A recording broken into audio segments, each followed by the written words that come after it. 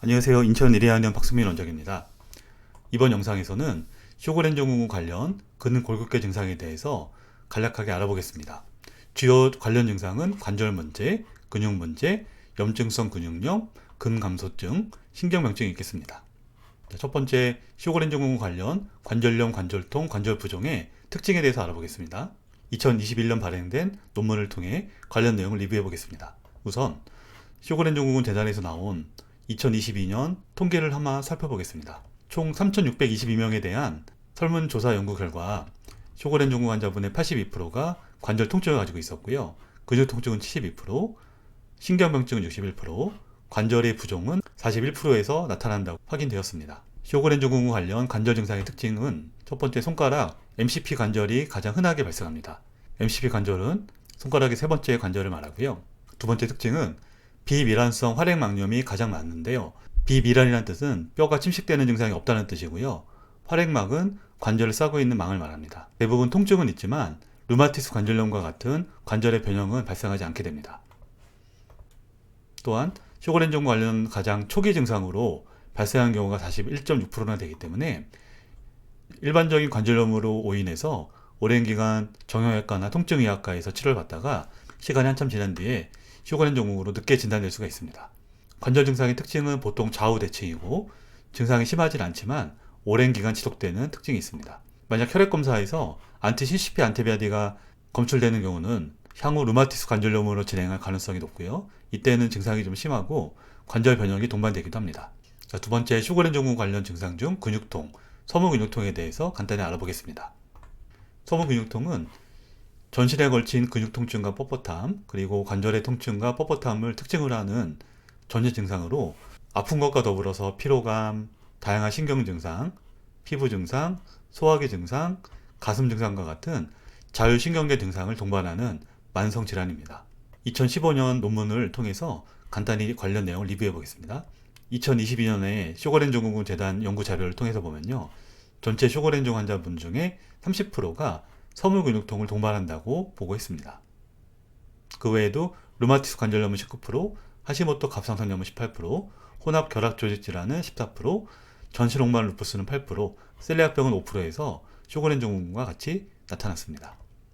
쇼그렌 증후군 관련 서문근육통의 특징을 간단히 알아보면 전체 쇼그렌 증 환자들 중에 전신에 걸친 통증을 호소하는 경우는 35%에서 50% 정도 동반된다고 보고되고 있고요.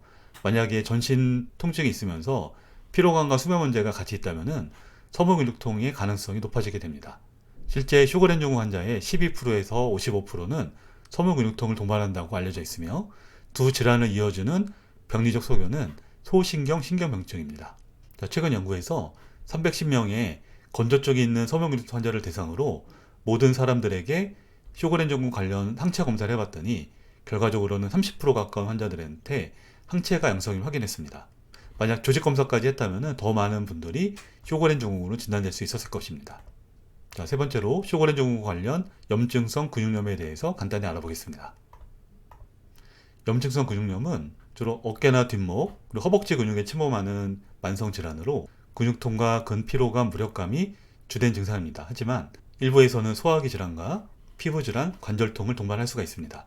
특징적인 소견으로 손가락 마디에 착색이 되거나 눈 주변 다크서클 부위에 착색이 되는 피부 증상이 동반될 수 있습니다. 쇼그렌 증후군 관련 염증성 근육염의 특징을 간단히 알아보면 근력이 떨어지고 통증이 발생할 수 있으며 초기에는 대칭적으로 발생하는 근위부, 즉 몸통 가까운 부위에 근력 약화가 특징이 됩니다. 주로 어깨나 삼각근, 위팔, 허벅지 근육에 발생하고 수개월에 걸쳐 천천히 진행할 수 있습니다. 그 결과로 앉았다 일어날 때 힘들고 계단 오르내리기가 어려우며 고개를 들기 어려운 증상으로 나타납니다.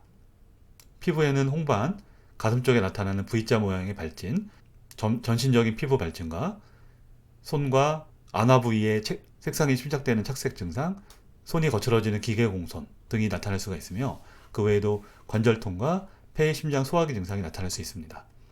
혈액 검사에서 몇 가지 항체들이 발견되고요. CK나 LDH, AST, ALT, 알로레이즈 같은 효소 수치가 높아지는 소견도 관찰될 수 있습니다. 쇼그렌 증후군과의 관련성이 있는데요.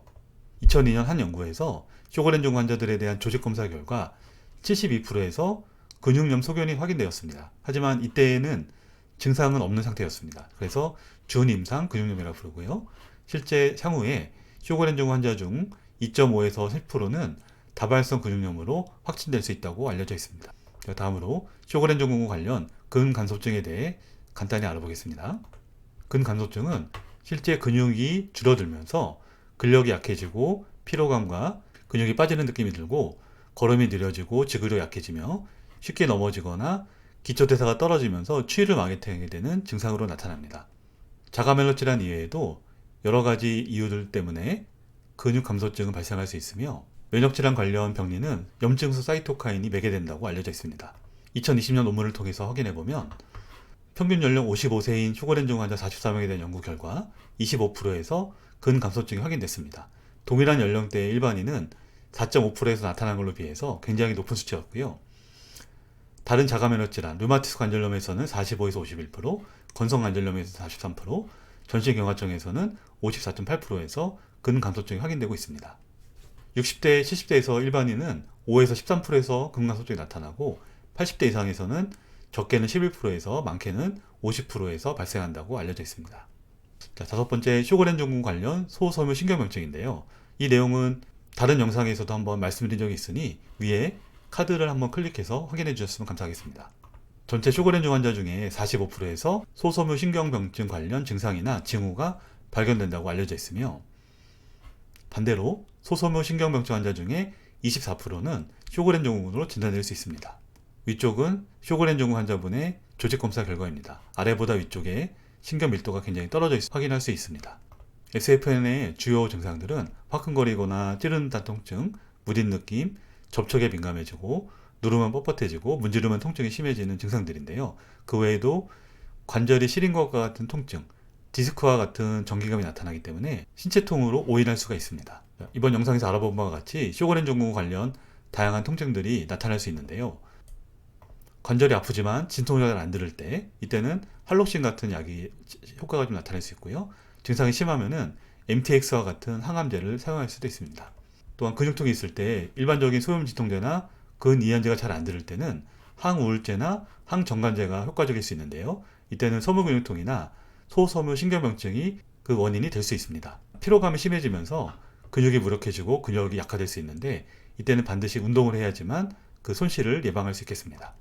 특히 관절과 근육통은 쇼그렌 증후군의 초기 증상일 수 있기 때문에 만약에 다양한 통증이 있으면서 피로감과 안구건조증, 구강건조증이 심하다면 쇼그렌 증후군 진단검사를 해볼 필요가 있겠습니다. 감사합니다.